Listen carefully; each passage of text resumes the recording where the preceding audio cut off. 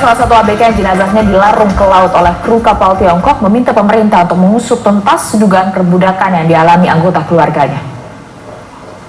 Salah satu ABK yang jenazahnya dilarung ke laut adalah Ari, warga Ogan Komering Ilir, Sumatera Selatan. Orang tua Ari mengaku mengetahui jenazah anaknya dilarung ke laut dari kantor penyalur ABK di Jakarta.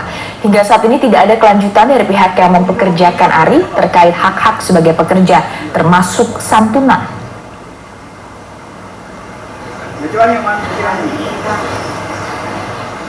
Sudah tahu bahwa anak bapak jadi korban yang meninggal dibuang ke laut itu? Tidak tahu. Karena tidak tahu kan dari kantor Jakarta mau disuruh ke pulang Jakarta. Sekarang sudah tahu? Sekarang baru tahu. Baru tahu? Baru tahu. Dapat info dari mana, Pak? Dari bos dia lah, dari Jakarta. Pernah Pak dia telepon cerita bagaimana selama bekerja di sana kondisinya? Tidak ada. Tidak pernah telepon? Dia telepon. Tahu-tahu Bapak nyamuk dengar kabar sudah meninggal? Meninggal. Pak terus minta tuntut nggak Pak? Minta dituntut ganti rugi segala macam? Iya. Minta tuntut Pak ya? Iya.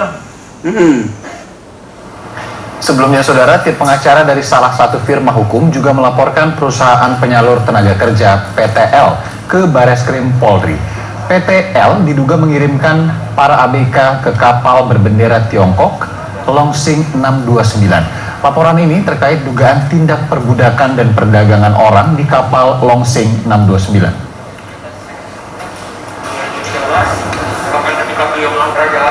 Mungkin selama ini teman-teman belum tahu informasi upahnya itu berapa sih?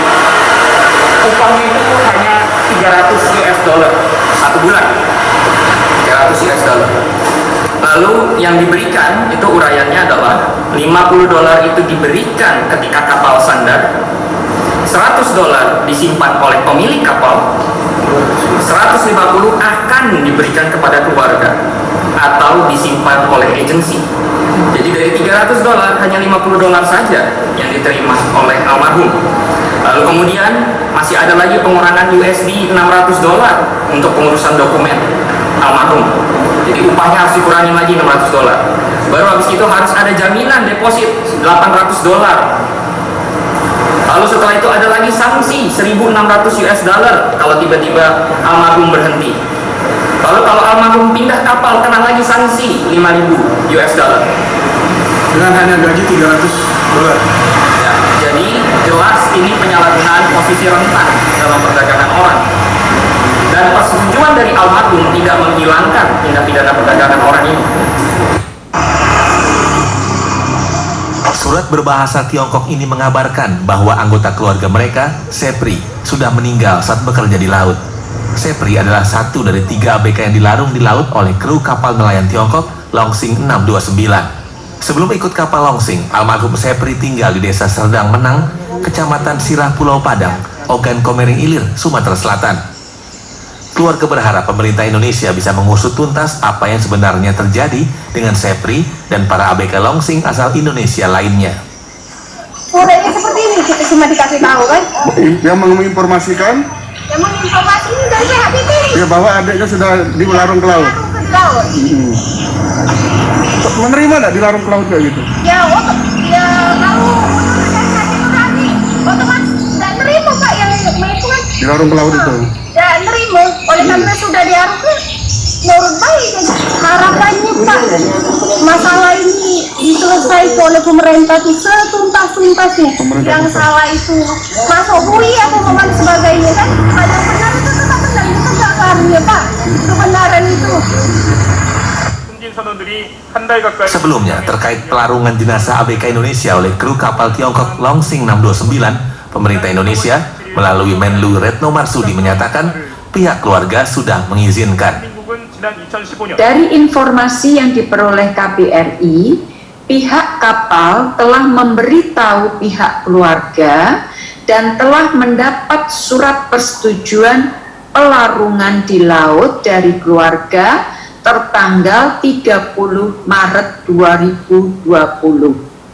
Pihak keluarga juga sepakat untuk menerima kompensasi kematian dari kapal Tianyu 8. Sementara itu, 4 14 anak buah kapal Longsing 629 yang diduga mengalami perbudakan oleh nelayan Tiongkok sudah berada di Indonesia pada Jumat kemarin. Selepas menjalani protokol kesehatan di Bandara Soekarno-Hatta, mereka langsung dibawa ke safe house oleh Bareskrim Polri untuk penyelidikan lebih lanjut terkait dugaan perbudakan dan perdagangan orang. Begitu mereka tiba di Jakarta ini, baru tadi lakukan pemeriksaan kesehatan.